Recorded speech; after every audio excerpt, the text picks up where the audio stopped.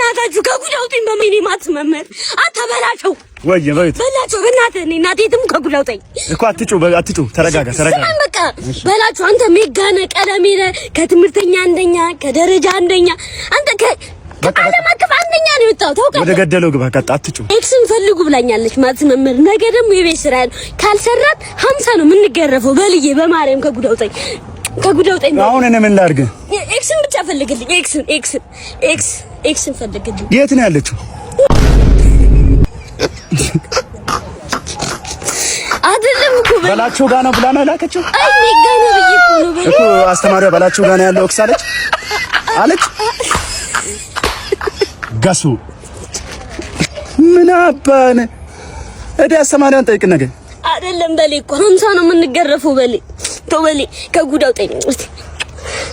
የኔበት አንተ ዞር በል ቡዳ። አንተ በምታመጣው ኤክስ ነው ምን አገባኝ? ገሱ ኤክስ ፈልግ ምናምን ብላ ላከች። ጭራሽ የት ነው የምትፈልገው?